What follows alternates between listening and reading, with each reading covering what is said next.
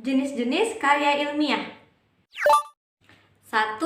Makalah. Makalah adalah karya tulis ilmiah yang menyajikan suatu masalah yang pembahasannya berdasarkan data di lapangan yang bersifat empiris objektif. Makalah disusun melalui proses berpikir deduktif atau induktif. Dilihat dari bentuknya, makalah mempunyai bentuk yang paling sederhana di antara karya tulis ilmiah yang lain, skripsi, tesis, dan disertasi. Makalah ilmiah yang tidak terlalu panjang menggunakan bahasa yang lugas dan lebih sederhana dikenal juga dengan istilah artikel ilmiah populer. Makalah adalah yang terdokumentasi, ada pula yang tidak terdokumentasi melalui majalah atau jurnal, atau proceeding, surat kabar, dan sebagainya. Tidak terdokumentasikan biasanya hanya dipresentasikan melalui seminar, lokakarya, atau konsorsium.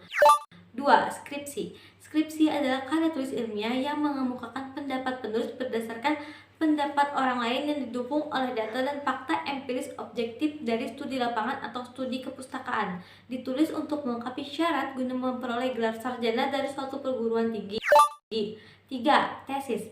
Tesis adalah karya tulis ilmiah yang sifatnya lebih mendalam daripada skripsi.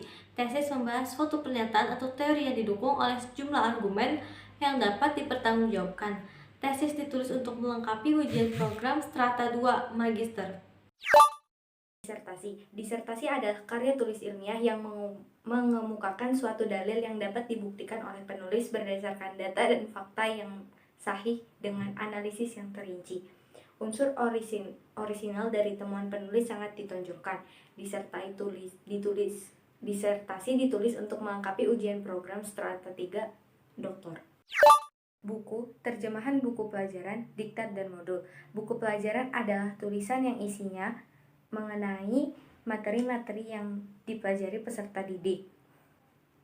Bentuk fisik diktat lebih sederhana dibandingkan buku pelajaran. Diktat biasanya ditulis, dicetak, dan dipublikasikan oleh guru yang bersangkutan. Modul adalah tulisan yang dikembangkan guru sebagai pedoman atau pegangan belajar peserta didik, biasanya dalam proses pembelajaran individu. Karya ilmiah populer. Bagian dari karya ilmiah bedanya pada penyajian. Karya ilmiah populer disajikan dengan gaya dan bahasa yang lebih bebas daripada karya ilmiah. Sarana untuk publikasi, media massa, majalah, koran, atau tabloid.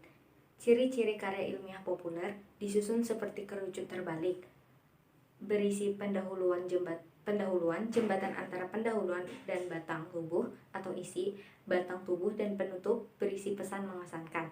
Bahasa yang digunakan komunikatif, cepat ditangkap, ringkas tetapi jelas, lengkap dan teliti, sederhana dan kalimatnya pendek, paragraf beruntun.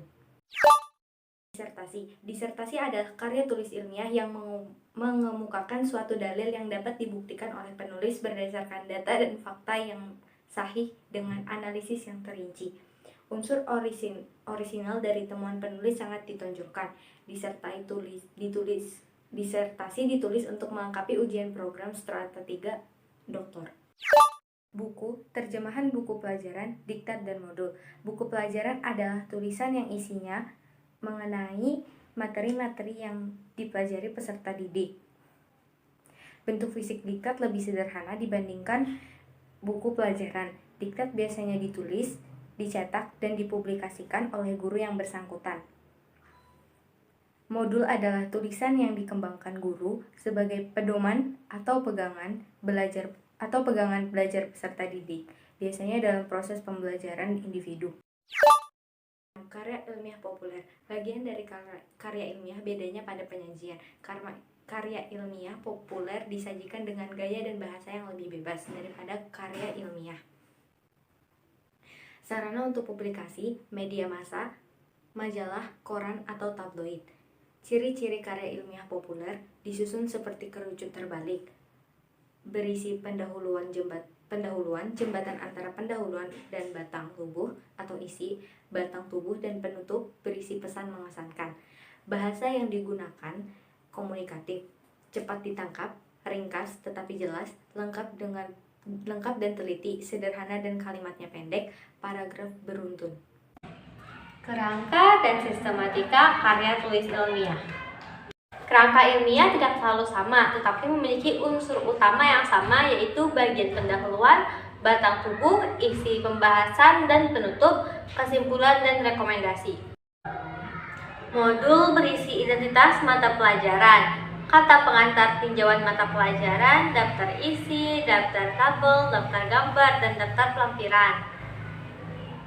Uraian kegiatan setiap modul dengan sistematika, judul pokok bahasan kegiatan, belajar 1, 2, 3, dan seterusnya, soal-soal latihan, rangkuman materi, soal-soal formatif, kriteria keberhasilan, daftar pustaka, glosarium.